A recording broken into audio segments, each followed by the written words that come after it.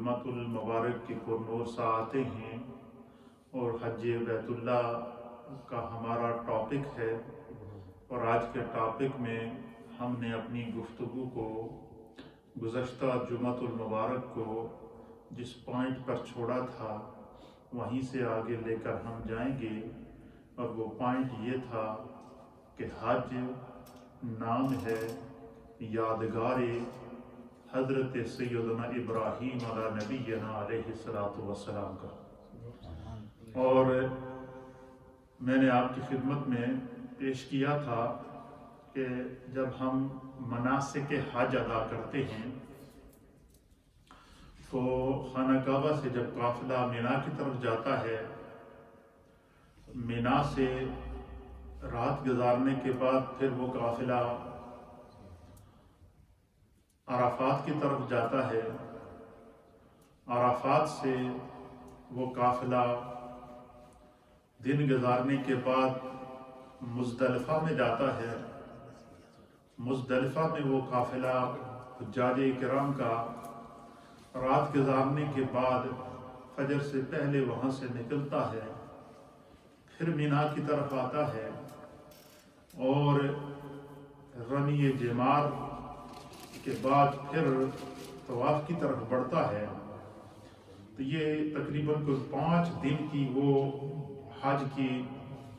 Movement ہوتی ہے اہل ایمان کی، کہ جہاں آپ جائیں گے، جس مقام پر حجاج ٹھہرتے ہیں، ہر وہ مقام اپنے اندر ایک ہسٹوریکل بیک گراؤنڈ رکھتا ہے، ایک ہسٹری رکھتا ہے، اور وہ ہسٹری اس کا جو لب لباب ہے، جو اس کا حاصل کلام ہے، کہ ہر وہ مقام حج کے اندر جہاں حاجی جاتے ہیں وہ مقامات مقدسہ ہے۔ وہ کیا ہے؟ مقامات مقدسہ ہیں، چاہے مینا کے اندر جائیں، مزدلفہ میں جائیں، عرفات میں جائیں، اسی طریقے سے جتنی بھی زیارات ہیں مکے کی اور جتنی مدینہ طیبہ کی زیارات ہیں، یہ ساری کے سارے وہ مقامات ہیں جو مقامات مقدسہ ہیں۔ علماء اور محدثین نے لکھا ہے کہ حج در حقیقت یادگار ابراہیم علیہ الصلوۃ والسلام ہے، کہ ابراہیم علیہ الصلوۃ والسلام نے اپنے رب کی محبت میں، اپنے رب کے عشق میں، اپنے رب کے رب پر ایمان لاتے ہوئے جن جن آزمائشوں سے آپ کو گزرنا پڑا، وہاں آ کر انسانیت بھی دم توڑ جاتی تھی، عقل بھی دم توڑ جاتی تھی۔ شیطان اپنے ہر طرح کے مکر و فریب کے باوجود نہ حضرت ابراہیم علیہ السلام کو جادہ مستقیم سے ہٹا سکا، نہ حضرت اسماعیل علیہ السلام کو جادہ مستقیم سے ہٹا سکا، اور نہ حضرت سیدہ ہاجرہ کو جادہ مستقیم سے ہٹا سکا۔ اپنا ہر حربہ اس نے استعمال کیا، اور وہاں پھر یہ ساری یادگاریں کیوں منائی گئی ہیں کہ 7 زمینوں اور 7 آسمانوں نے شیطان اور انسان کا مقابلہ دیکھا ہے، اور پھر شیطان اپنا ہر حربہ استعمال کرنے کے بعد جب وہاں سے ناکام اور نامراد ہوتا ہے تو اللہ تعالیٰ نے حضرت سیدنا ابراہیم علیہ السلام کے ان آدم کو قیامت تک کے لیے، انسانیت کے لیے ایگزامپل بنا دیا، ضرب المثل بنا دیا۔ ہر حاجی، اسے حکمت سمجھ میں آئے یا نہ آئے، ہر حاجی جب مناسک حج ادا کرتا ہے تو وہاں عقل آ کر دم توڑ جاتی ہے۔ عقل کہتی ہے کہ بھائی یہ کیسے ممکن ہے کہ عرفات کا میدان ہے، ان حاجی اتنا پورے مشرق کا حاجی، مغرب کا حاجی، شمال کا حاجی، جنوب کا حاجی، یعنی ایسٹ ویسٹ ساؤتھ اور نارتھ، پورے ورلڈ، اراؤنڈ دا ورلڈ جو حجاج اکرام وہاں جاتے ہیں، تو عقل کہتی ہے کہ یار اتنا خرچہ کر کے بندہ آیا اور آ کر کیا کرتا ہے جی، پورا دن سفر کر کے ایک میدان میں پہنچا، اس میں دن گزارا، کڑی دھوپ ہے، گرمی ہے، اور عجیب و غریب کیفیت ہوتی ہے، لیکن نہ گرمی کا پتہ چلتا نہ دھوپ کا پتہ چلتا۔ انسان وہاں پر رحمت الہی کی برسات کا یہ عالم ہوتا ہے کہ انسان بالکل تصور اور تخیل میں اپنے رب کی طرف متوجہ ہوتا ہے، تو پھر اس پورے میدان کے اندر دن گزار کے جب رات سورج غروب ہونے کے فوراً بعد جب بندہ وہاں سے نکلتا ہے تو اعلان کر دیا جاتا ہے کہ اے خوش قسمت شخص پورا دن اس میدان میں گزارنے والے، اور یہاں بیٹھ کر تو اللہ کی تسبیح کرتا رہا اور تلبیہ پڑھتا رہا، تیرا حج کا رکن اعظم ادا ہو گیا۔ یہ حج کا یہ وقوف عرفات کا یہ منظر ہے۔ اب جو بات سمجھنے کی ہے، عقل یہ کہتی ہے کہ بھائی یہ کیسے ممکن ہے، کیا ہے کہ انسان اتنا سفر کر کے ایک میدان میں گیا، دن گزارا، اس میدان میں چاروں طرف دیکھو پہاڑ ہی پہاڑ نظر آئیں گے، دشوار ترین راستے نظر آئیں گے، کوئی کسی پہاڑ پر بیٹھا ہوا ہے، کوئی پہاڑ کے نیچے بیٹھا ہوا ہے، کوئی میدان میں ہے، کوئی جب کسی ٹینٹ کے نیچے بیٹھا ہوا ہے۔ ایک عجیب کیفیت ہے، ہر آدمی میدان عرفات میں یوم عرفہ کو جو ہے وہ اس میدان عرفات میں کیا ہے؟ علماء نے لکھا ہے کہ اس حج کا رکن اعظم کے لیے میدان عرفات کا ہی انتخاب کیوں کیا گیا، اس میں کیا حکمت ہے؟ فرمایا کہ یہ وہ مقدس میدان ہے، یہ وہ مقدس جگہ ہے، یہ وہ مقدس میدان ہے کہ جس میدان کے اندر کم و بیش 1.25 لاکھ انبیاء اکرام نے اپنی پیشانیاں بھی اللہ کی بارگاہ میں لگائی ہیں اور اپنے قدم بھی رجا فرمائے۔ میدان عرفات وہ مقدس مقام ہے کہ جس نے کم و بیش 1.25 لاکھ انبیاء اور مرسلین کی قدم بوسی کی سعادت حاصل کی۔ میدان عرفات وہ مقدس مقام ہے کہ جہاں پر میرے مصطفیٰ کریم نے خطبہ حجۃ الوداع عطا فرمایا ہے۔ میدان عرفات وہ مقام ہے کہ حضور علی نبینا علیہ الصلوۃ والسلام نے فرمایا، سرکار فرماتے ہیں کہ میدان عرفات میں جب اللہ تعالیٰ حجاج کی مغفرت کرتا ہے اور مغفرت عامہ کا اعلان کرتا ہے تو پھر کیا ہوتا ہے؟ فرمایا کہ شیطان غم کے مارے چیخ مارتا ہے کہ میں نے ساری زندگی اس انسان کو راستے سے بھٹکایا، ساری زندگی اس کو نمازوں سے روکتا رہا، روزوں سے روکتا رہا، نیکیوں سے اس کو روکتا رہا، اس کو بہکاتا رہا، لیکن ایک ہی جھٹکے میں آج یہ اس طرح ہو گیا کہ ولدتہ امہ، گویا کہ اس کی ماں نے اسے ابھی جنم عطا کیا۔ تو گویا اچھا جہاں حج سے ایک بات سمجھ میں آئی کہ جتنے بھی مقامات مقدسہ ہیں ان کو اللہ تعالیٰ نے حج کے ارکان بنا دیا، رکن بنا دیا۔ حج کے اندر مختلف، کہیں وہ سنت کا مقام رکھتے ہیں، کہیں واجب کا مقام رکھتے ہیں، کہیں فرض کا مقام رکھتے ہیں۔ ان مقامات کے اندر وہ سارے کے سارے وہ مقامات کیا ہیں کہ حضرت سیدنا ابراہیم علیہ السلام نے اللہ کی یاد میں آگ سے گزر گئے، اللہ کی یاد میں اپنے بیٹے کی گردن پر چھری تک چلا دی، اللہ کی یاد کے اندر شیطان کو کنکر مارے، اور ابراہیم علیہ السلام کے اس عمل کو اللہ تعالیٰ نے قیامت تک کے لیے حجاج کے لیے جو ہے وہ رمی جمرات کو، شیطان کو کنکر مارنا، اس کو واجب قرار دے دیا۔ اسی طریقے سے جب آپ غور کریں تو جہاں پر حج کی ہمیں اور تعلیم ملتی ہے، میں بالکل عقلی انداز میں گفتگو کرتا ہوں تاکہ حج کی اہمیت ہم لوگ سمجھ سکیں۔ جہاں پر حج کی اور اہمیت ہے، وہاں پر حج کا ایک فائدہ یہ ہے کہ دیکھیں ہم دنیا میں جب کوئی انسان کسی بڑی ابتلا سے گزر جائے، کسی آزمائش سے گزر جائے، یا کسی ایکسیڈنٹ یا کسی حادثے سے بچ جائے، یا کسی بیماری سے، لا علاج بیماری سے بچ جائے، تو ہم کہتے ہیں کہ اللہ کا شکر ہے خدا نے اسے نئی زندگی دی۔ یہ کہتے ہیں یا نہیں کہتے؟ یہ ہم دنیاوی اصطلاح میں کہتے ہیں کہ دیکھو یہ شخص ہے، اس کو اللہ نے نئی زندگی عطا فرمائی ہے، لیکن در حقیقت نئی زندگی کیا انسان کو اللہ عطا فرماتا ہے؟ اس انسان کو اپنی زندگی میں اللہ ایک دفعہ نئی زندگی دیتا ہے جسے حج کی سعادت نصیب ہوتی ہے۔ حج کی زندگی پاک صلی اللہ علیہ وسلم نے فرمایا کہ جس شخص نے حج کیا، حج کے سارے مناسک کو ادا کیا، اور کوئی اس نے فاش گوئی نہ کی، کوئی اس نے ایسا وہاں کلام نہ کیا جو گناہ کا کام نہ ہو، اور وہ جو حج کے مناسک ہیں اس کو ادا کیا، تو سرکار نے فرمایا راجع، وہ اس طرح لوٹے گا کہ ولدتہ امہ، گویا کہ اس کی ماں نے اسے ابھی جنم عطا کیا۔ یعنی اس کے سارے گناہ اللہ معاف کر دیتا ہے، اور پھر وہ بالکل جس طرح بچہ پیدا ہوتا ہے تو بالکل گناہوں سے پاک ہوتا ہے، اس طرح حاجی کو اللہ تعالیٰ حج کے بعد یہ موقع عطا فرماتا ہے کہ گویا کہ وہ ایک نئی زندگی جو خدا کی طرف سے اسے عطا کی جاتی ہے وہ اس نئی زندگی کو ادا کرتا ہے۔ اسی طریقے سے قرآن حکیم فرقان مجید میں اللہ رب العالمین نے ارشاد فرمایا کہ وَلِلَّهِ عَلَى النَّاسِ حِجُّ الْبَيْتِ مَنِ اسْتَطَاعَ إِلَيْهِ سَبِيلًا۔ یہ یاد رکھیں کہ حج اسلام کا 5واں رکن ہے۔ اسلام کے 5 پلر ہیں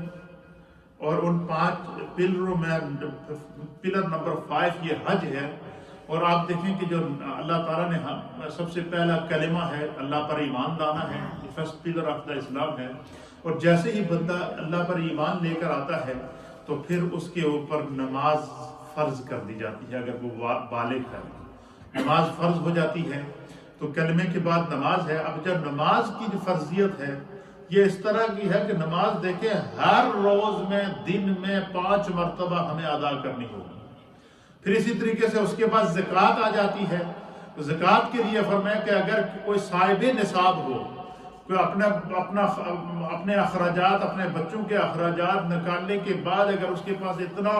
مال بچا ہے کہ وہ نصاب کو پہنچتا ہے تو سال گزرنے کے بعد وہ اپنے مال میں سے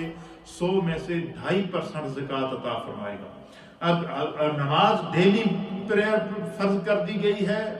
زکوٰۃ سال میں 1 مرتبہ مال پر سال گزرنے کے بعد فرض کر دی گئی ہے۔ اسی طریقے سے روزہ ہے تو سال میں 1 مہینہ اللہ تعالیٰ نے رمضان کے روزے ہم پر فرض کیے ہیں۔ فرمایا یا ایھا الذین آمنوا کتب علیکم الصیام کما کتب علی الذین من قبلکم لعلکم تتقون، کیا ایمان والو تم پر روزے فرض کر دیے گئے ہیں جس طرح کہ تم سے پہلے لوگوں پر فرض کر دیے گئے ہیں۔ تو فرمایا کہ جو ہے وہ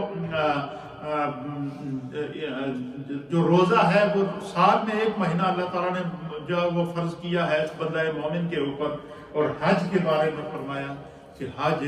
اگر کوئی بندہ جس کو اللہ نے استطاعت عطا فرمائی ہے، طاقت عطا فرمائی ہے، فرمایا زندگی میں 1 مرتبہ وہ حج ضرور کرے۔ کیا کرے؟ زندگی میں 1 مرتبہ۔ اس میں ہم لوگ سستی کرتے رہتے ہیں اور وہ سستی کی وجہ سے کئی لوگوں کی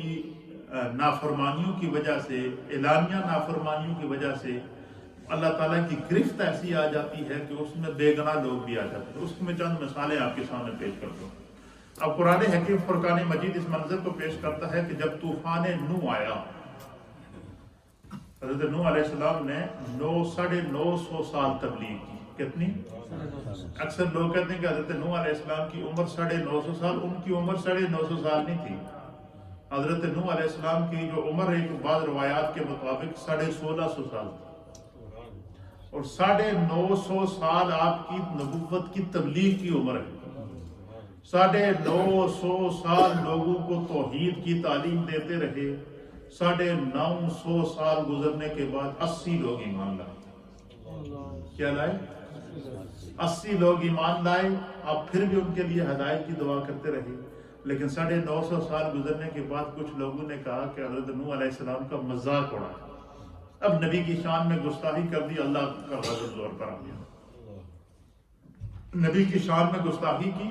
اور ان سے کہا کہ تمہارا خدا نعوذ باللہ کہاں ہے؟ 950 سال تو لگا ہے، تو آئے تک تیرے جب وہ اتنے بندے مسلمان ہوئے، تم پر ایمان لے کر آئے ہیں، تو تم ان کی شان میں جب گستاخی کی، اب اللہ کی طرف سے حکم آیا کہ نوح ایک کشتی تیار کرو، یہ جو آپ کے ماننے والے ہیں جنہوں نے آپ پر ایمان لائے ان کو اس کشتی میں بٹھاؤ، اور ہر جانور کی ایک نسل اس کشتی میں بٹھاؤ، پھر ان کو بتاؤ کہ پھر تمہیں بتائیں گے کہ تمہارا رب کہاں ہے جسے تم یاد کرتے۔ اللہ نے طوفان نوح بھیجا، تو طوفان نوح نے پوری انسانیت کو، ہر چیز کو جہاں جہاں وہ پہنچا اس چیز کو غرق کر دیا گیا۔ 40 دن تک طوفان نوح رہا۔ کتنا؟ اور 40 دن تک وہ جو کشتی جس میں 80 آدمی اور ہر جانور کی نسل بیٹھی تھی، وہ 40 دن تک خانہ کعبہ کا طواف کرتی رہی۔ 40 دن تک وہ کشتی۔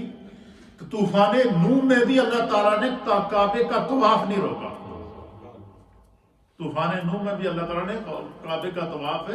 نہیں روکا ہے۔ سیر نے لکھا، علامہ فخر الدین رازی رحمۃ اللہ علیہ نے، کہ 40 دن تک حضرت نوح علیہ السلام کی کشتی جو ہے نا وہ کعبے کا طواف کرتی رہی، اس کے اندر بندے بیٹھے رہے۔ اور پھر جو ہے وہ اب محدثین اور مفسرین نے لکھا کہ جب طوفان نوح آیا تو نافرمانی تو انسانوں نے کی تھی، نافرمانی انسانوں نے کی تھی، تو اس طوفان میں جانور بھی مر گئے، چرند بھی مر گئے، پرند بھی مر گئے، حیوانات بھی مر گئے، نباتات بھی مر گئے، جمادات بھی مر گئے، حشرات الارض بھی مر گئے، جتنی مخلوق اس طوفان کی زد میں آتی گئی وہ سب بہ گئی، جانور چرند پرند سب مر گئے۔ تو ابو علماء نے لکھا ہے کہ بھئی ان جانوروں کا کیا قصور ہے، ان جانوروں کا کیا قصور ہے، وہ بھی اس طوفان کی زد میں آئے، اس عذاب کی زد میں آئے۔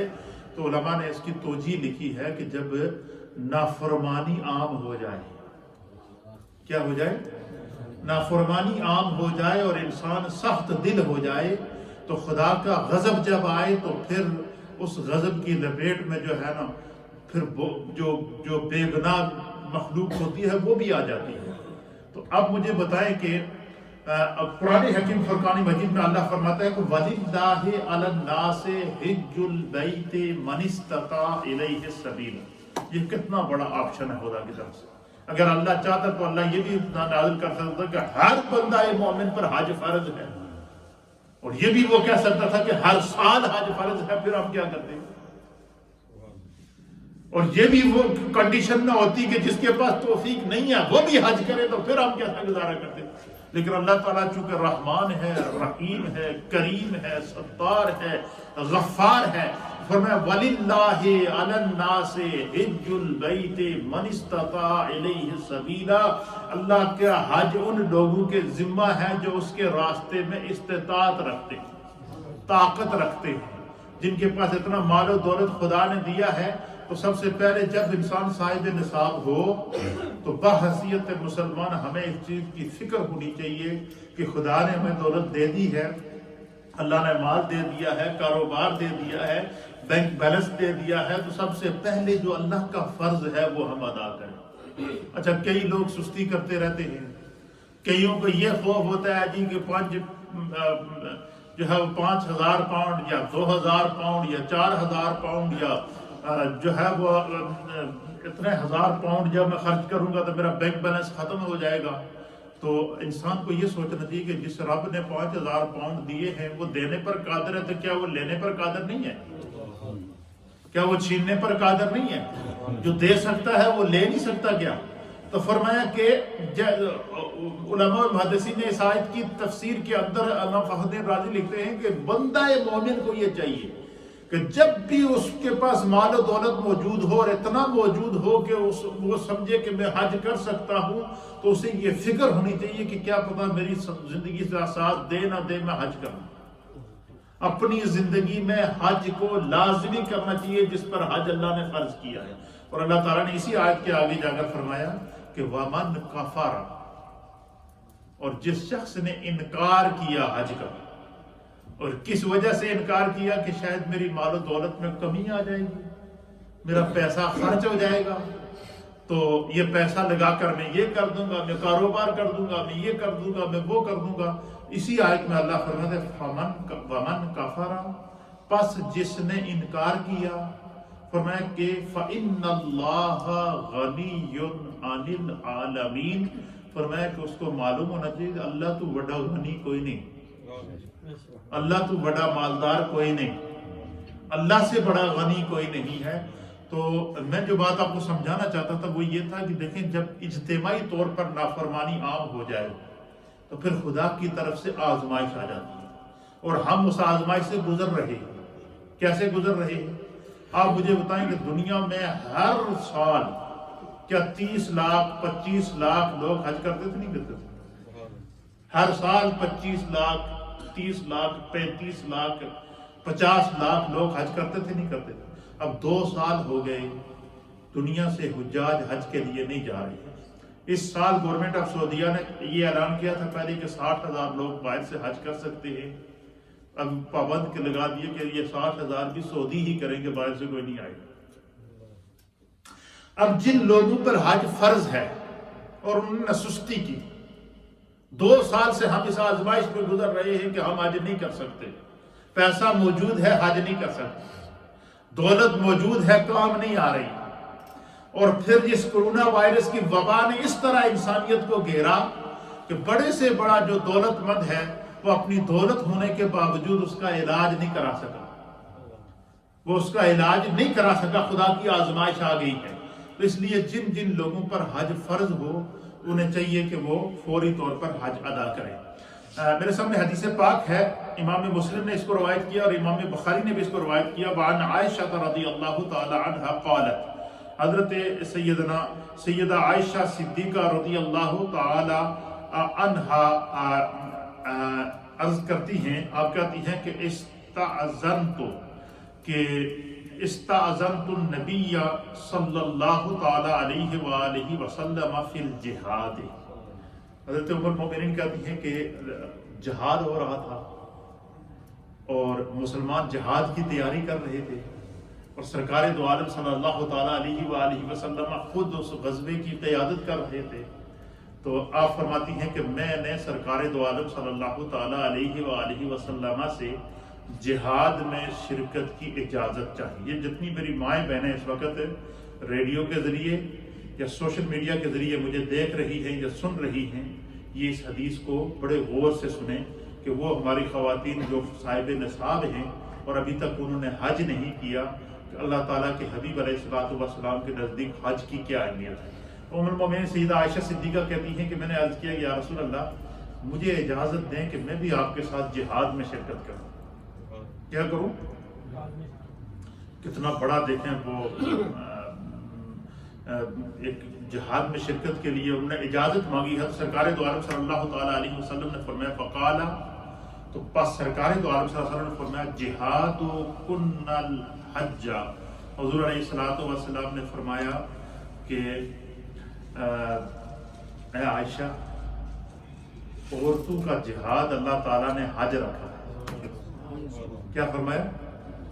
औरतों का जिहाद अल्लाह ताला ने हज रखा है। तुम हज की तैयारी करो, हज के लिए जाओ, खुदा तुम्हें हज का भी सवाब देगा और साथ में जिहाद का भी सवाब देगा। जितनी हमारी माएँ बहनें जिनके ऊपर हज अल्लाह ने फर्ज किया है, नबी पाक सल्लल्लाहु अलैहि वसल्लम ने उम्मुल मोमिनीन सैयदा आयशा सिद्दीक़ा रज़ियल्लाहु ताला अन्हा से फरमाया कि औरत जब हज के लिए जाती है तो हज का तो अल्लाह उसे सवाब अता करता ही करता है, फर्ज ऐन जिहाद का भी सवाब अल्लाह ख़वातीन को अता फरमाते हैं। और मैं औरतों का जिहाद हज है और ख़वातीन जिनके ऊपर जो वो हज को फ़र्ज किया गया है उन्हें चाहिए कि वो हज को किया करें। इसी तरीके से हज यादगार इब्राहीम है। और हज हमें क्या क्या चीज़ सिखाता है? हज के जितने मनासिक हैं वो सारे के सारे हज़रत इब्राहीम अलैहिस्सलाम की अदाओं को अदा करने की तरफ याद दिलाते हैं। इससे एक तो मकामात मुक़द्दसा की अज़मत हमें पता चला। दूसरा, हज जो है वो हज का जब हम गौर करते हैं तो हज का जो फ़लसफ़ा है वो यही है कि हज अल्लाह ताला की हज की हकीकत यह है कि अल्लाह ताला की रहमत, उसकी बरकत और उसके इनायात और उसके करम से अल्लाह ताला इंसान को नवाजता है और उसका ज़ाहिर और बातिन जो है वो बदल जाता है। इंसान जो है वो दूर दराज का सफ़र तय करके जब हज के लिए जाता है तो अल्लाह ताला को उसका ये अमल इतना पसंद है कि जो है वो उसको तमाम जो रूहानी लज्जतें हैं, जो रूहानियत, अगर कोई बंदा चाहे कि मुझे रूहानियत क्या चाहिए, अगर आप में से कोई बंदा ये चाहता है कि रूहानियत किस चीज़ का नाम है या रूहानी लज्जतें क्या है या रूहानियत की जो बातिन की लज्जत और बातिन का नूर है, ये बंदा मोमिन को कैसे मिल सकता है? तो उलमा ने लिखा है कि हज की रूहानी लज्जतें ये हैं कि हज के मौके पर जाकर पता चलता है कि इंसान जो है वो जो हकीकत में जो इंसान को अल्लाह ताला ने पैदा किया है, उसकी पैदाइश का जो मकसद है वो हज में अल्लाह ताला उसको अता फरमाता है। उसकी चंद मिसालें उलमा ने लिखी हैं। अल्लामा फ़खरुद्दीन राज़ी रहमतुल्लाह अलैह ने तफसीर कबीर के अंदर भी लिखा है और इसी तरीके से दीगर मुहद्दिसीन ने भी इसको नकल फरमाया है कि हज की जो रूहानी लज्जत है वो ये है कि तमाम दुनिया के मुसलमान तमाम मकामात और हुदूद में अल्लाहुम्मा लब्बैक की सदा को बुलंद करते हैं। यानी मशरक से आए हुए इंसान की भी वही ज़बान, मगरब से आए हुए इंसान की भी वही ज़बान, एक लिबास, एक ज़बान, एक अंदाज। अब देखिए, अच्छा, ये जो नबी पाक सल्लल्लाहु ताला अलैहि वसल्लम ने खुतबा हज्जतुल वदा के मौके पर جو خطبہ ارشاد فرمایا جس میں حضور نے فرمایا کہ کسی کالے کو کسی گورے پر فضیلت نہیں، کسی گورے کو کسی کالے پر فضیلت نہیں ہے، اور حضور علیہ الصلوۃ والسلام نے فرمایا کہ اللہ کے نزدیک جو ہے وہ مکرم اور محترم وہ ہے کہ جو جس کا تقوی سب سے زیادہ وہ ہے۔ آپ دیکھیں کہ شاہ ہو، گدا ہو، بادشاہ ہو، سربراہ مملکت ہو، وزیر ہو، رایا ہو، کچھ بھی ہو، ہر ایک کا ایک لباس ہوتا ہے، اور وہ ہوتا ہے احرام۔ ہر اپنی ہستی کو مٹا کر ایک لباس پہنتے ہیں، اور وہی لباس جو ہے وہ ایک لباس، ایک زبان، ایک بولی، مشرق سے آیا ہوا شخص بھی وہی بولی بول رہا ہے۔ تو حج کی روحانی لذتوں کو بیان کرتے ہوئے میرے استاد محترم لکھتے ہیں، آپ فرماتے ہیں کہ تمام دنیا کے مسلمان تمام مقامات اور حدود میں اللہم لبیک کی صدا بلند کرتے ہوئے پھرتے ہیں، اور جہاں حضرت سیدنا ابراہیم علیہ السلام اور حضرت سیدنا اسماعیل علیہ السلام نے قدم رکھے تھے، ان کے نقش قدم اور صفا اور مروہ، اور جہاں جہاں حضرت ہاجرہ دوڑی وہاں پر دوڑتے ہیں، اور میدان عرفات میں جمع ہو کر اپنی تقصیروں کی معافی مانگتے ہیں، اپنے گناہوں کی معافی مانگتے ہیں، اللہ کی بارگاہ میں استغفار کرتے ہیں۔ تو فرمایا کہ اپنی کوتاہیوں کی معافی چاہتے ہیں، اپنے گناہوں پر ندامت کرتے ہیں، اور اللہ تعالیٰ سے گڑ گڑا کر جو ہے وہ گریہ وزاری کر کے اپنے گناہوں کی بخشش کی دعا مانگتے ہیں۔ حتیٰ کہ بندہ مومن کا یہ انداز دیکھ کر شیطان غم کے مارے اپنے سر پر مٹی ڈال کر چیختا ہے کہ میں نے ساری زندگی اس انسان کے ساتھ محنت کی ہے، اور اس کا جو ہے وہ دیکھیں ایک لمحے کے اندر اس نے اپنے رب کو راضی کر دیا۔ تو انسان کا یہ ایک عجیب و غریب قسم کا روحانی منظر ہوتا ہے کہ جس کو انسان دیکھتا ہے تو پھر جو ہے پھر اسی طریقے سے حج جو ہے وہ بہت چیزیں ہمیں سکھا دیتا ہے۔ کیسے؟ جب حج پر انسان جاتا ہے تو اس کے لیے سب سے پہلی بات یہ ہے کہ فرمایا کہ جب تو حج کے لیے تم جاؤ تو تمہارے پاس جو ذات راہ ہے، جو مالی جو حج کے لیے مال ضرورت ہے، وہ یہ ہے کہ فرمایا کہ سب سے پہلے اس میں سے اپنے جو تمہارے بچے، تمہاری اولاد جو تمہارے زیر کفالت ہیں، ان کا خرچ نکالو۔ جتنا عرصہ تم حج کے لیے رہو ان کو اتنا خرچہ دے کر جاؤ تاکہ ان کو پیچھے کسی قسم کی پریشانی نہ ہو۔ تو حج کا جہاں اور فلسفہ ہے وہاں ایک فلسفہ یہ ہے کہ حج ہمیں احساس ذمہ داری سکھاتا ہے۔ حج ہمیں جو اپنے محتاج لوگ ہیں، جو ضرورت مند لوگ ہیں، ان کی جاؤ۔ پھر اسی طریقے سے حج پر جانے سے پہلے انسان سوچتا ہے کہ انہیں کسی کا کوئی قرض دینا ہو، کسی کے ساتھ کوئی لین دین ہو، یا کسی کے ساتھ کوئی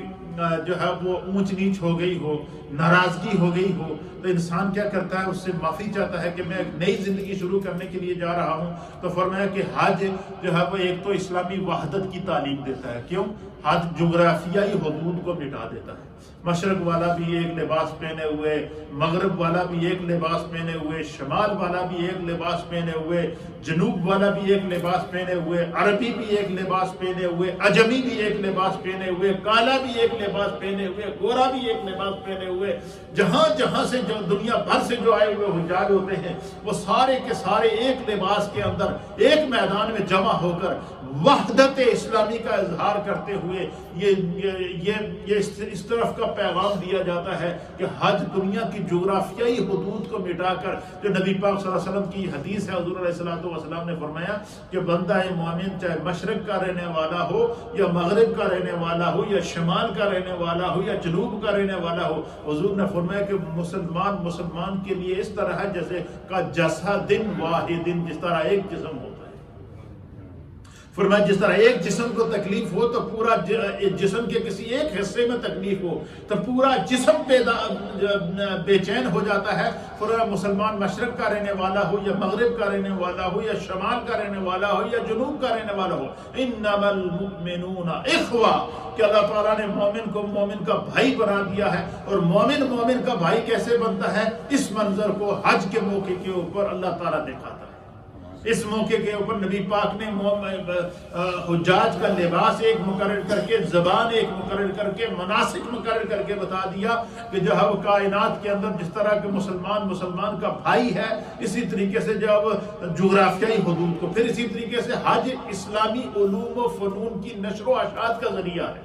یہ جتنے بھی ائمہ نے، علماء نے، محدثین نے حدیثیں روایت کی ہیں، آج کے دور کے اندر تو سیٹلائٹ سسٹم موجود ہے، ویڈیو کال سسٹم موجود ہے، ورچوئل انداز میں آپ ایک دوسرے کے ساتھ ویڈیو کانفرنسنگ کر سکتے ہیں، لیکن اس دور کے اندر یہ سسٹم موجود تو نہیں ہوتا تھا۔ لیکن ہمارے پاس لاکھوں احادیث پہنچی ہیں، ہمارے پاس مناسک پہنچے ہیں، ہمارے پاس امام اعظم ابو حنیفہ کے اقوال پہنچے ہیں، ہمارے پاس امام شافعی کے اقوال پہنچے ہیں، ہمارے پاس امام احمد بن حنبل کے اقوال پہنچے ہیں، ہمارے پاس امام محمد کے اقوال پہنچے ہیں۔ اس کی وجہ کیا ہے کہ تمام ائمہ کے اقوال ہم تک کیسے پہنچے ہیں، تمام محدثین کی روایات ہم تک کیسے پہنچی ہیں؟ تو علماء اور محدثین نے لکھا کہ پہلے دور کے اندر جتنے بھی اولیاء اللہ، محدثین، علماء اور ائمہ کرام یہ حج کے موقع پر جمع ہوتے تھے اور ایک دوسرے سے ملاقات ہوتی تھی، ایک دوسرے سے تعارف ہوتا تھا اور ایک دوسرے سے احادیث کو روایات کرتے تھے۔ تو حج کے موقع کے اوپر ائمہ احادیث نے ایک دوسرے سے حدیث کو روایت کیا ہے اور آج ہم تک احادیث خزانہ ایک علم کی صورت میں موجود ہیں۔ پھر اسی طریقے سے کہتے ہیں کہ حج کی مرکزیت یہ ہے کہ حج جو ہے وہ باہمی تعاون، اتفاق اور اتحاد کا درس دیتا ہے۔ کوئی بھی حاجی جب حج کے لیے جاتا ہے تو اس کو یہ فکر ہوتی ہے کہ یار بہت سارے لوگوں کے ساتھ جھگڑا بھی رہا ہے، نفرت بھی رہی ہے، دشمنیاں بھی رہی ہیں اور مختلف قسم کی پرابلمیں بھی رہی ہیں۔ تو بندہ جب کیا کرتا ہے، پھر وہ جو لوگ ناراض ہوتے ہیں ان کو مناتا ہے کہ میں حج پہ جا رہا ہوں تاکہ میں دل صاف کر کے جاؤں اور دل صاف کر کے واپس لے کر آؤں۔ تو فرمایا کہ حج جو ہے وہ جہاں پر اور تعلیم دیتا ہے، حج اتفاق اور اتحاد کا تعلیم بھی دیتا ہے، حج نفرتوں کو ختم کرنے کی تعلیم بھی دیتا ہے، حج جو ہے ایک دوسرے کے حقوق کو ادا کرنے کی تعلیم دیتا ہے، حج جو ہے وہ ایک دوسرے کی برتری کو ختم کرنے کی تعلیم دیتا ہے۔ اور فرمایا کہ نبی اکرم صلی اللہ تعالیٰ علیہ وسلم نے حج کی فضیلت کو بیان کرتے ہوئے فرمایا، ترمذی شریف کی حدیث ہے، رسول اللہ صلی اللہ علیہ وسلم نے فرمایا کہ حج اور عمرہ گناہوں کو اس طرح صاف کر دیتے ہیں جس طرح کہ لوہے کے اندر، بھٹی کے اندر لوہے کو ڈال دیا جاتا ہے اور لوہے کے زنگ کو جو ہے وہ آگ جلا کر بھٹی جلا دیتی ہے اور لوہا پھر چمک کر آگ سے جب باہر نکلتا ہے تو چمکتا ہوا نکلتا ہے، اس کے اوپر سے سارا زنگ اتر جاتا ہے۔ فرمایا جب بندہ حج کے لیے جاتا ہے تو اللہ تعالیٰ اس کے ظاہری گناہ معاف کر دیتا ہے، باطنی گناہ معاف کر دیتا ہے۔ تو حج یادگار ابراہیم علیہ السلام، حج سے توبہ اور استغفار کا موقع ملتا ہے، حج سے گناہوں کی معافی کا موقع ملتا ہے۔ اسی طریقے سے حج سے جو ہے وہ انسان کے اعمال کی نشاط ثانیہ ہوتی ہے۔ ایک دفعہ انسان جب اس کو احساس ہو جاتا ہے کہ میرے سارے گناہ معاف ہو گئے، اب مجھے دوبارہ آئندہ ان گناہوں سے بچنا چاہیے، خدا نے زندگی میں موقع دے دیا، پھر پتہ نہیں یہ موقع ملے یا نہ ملے۔ تو حج اعمال کی جو ہے وہ نشاط ثانیہ کا نام ہے، حج احساس ذمہ داری کا نام ہے۔ حج کرنے کے لیے جب حاجی جاتا ہے تو اسے بچوں کی بھی فکر ہوتی ہے کہ میں ان کا خیال رکھ کے جاؤں، ان کو پیچھے کسی چیز کی کمی نہ ہو، تو یہ احساس ذمہ داری کا سبق سکھاتا ہے۔ حج دشمنوں سے دوستی کا سبق سکھاتا ہے۔ جو دشمن ہوتے ہیں بندہ ان سے بھی دوستی کرتا ہے کہ حج کرنے جا رہا ہوں، میں اپنی ساری دشمنیوں اور نفرتوں کو مٹاتا ہوں۔ حج مساوات کی تعلیم، برابری کی تعلیم دیتا ہے، ایک لباس جب بندہ پہنتا ہے۔ پھر اسی طریقے سے حج کا سب سے بڑا فائدہ کیا ہوتا ہے کہ حج انسان کو حلال رزق کمانے کی طرف مائل کرتا ہے۔ حضور نے فرمایا کہ حرام رزق سے اگر کسی نے حج کیا تو اس کا حج نہیں۔ تو بندہ کوشش کرتا ہے کہ میں محنت کر کے حلال روزی کماؤں اور میرے اس رزق کے اندر، میرے اس پیسے کے اندر کسی قسم کی کوئی حرام کی ملاوٹ نہ ہو، تاکہ میں حج کے لیے جاؤں تو خدا مجھے جو ہے وہ جب میرے حج کے اندر کسی قسم کا جو ہے وہ۔ تو حج احساس ذمہ داری، حج کسب حلال کی رزق، حلال رزق کمانے کی تعلیم دیتا ہے، حج مساوات کی تعلیم دیتا ہے، حج برابری کی تعلیم دیتا ہے، حج نفرتوں کو ختم کرنے کی تعلیم دیتا ہے، حج جو ہے وہ بندہ مومن کو ایک نئی زندگی، اعمال کی نشاط ثانیہ کی تعلیم عطا فرماتا ہے۔ اللہ ہمیں صحیح معنوں میں حج کو سمجھنے کی توفیق عطا فرمائے اور فلسفہ حج پر عمل کی توفیق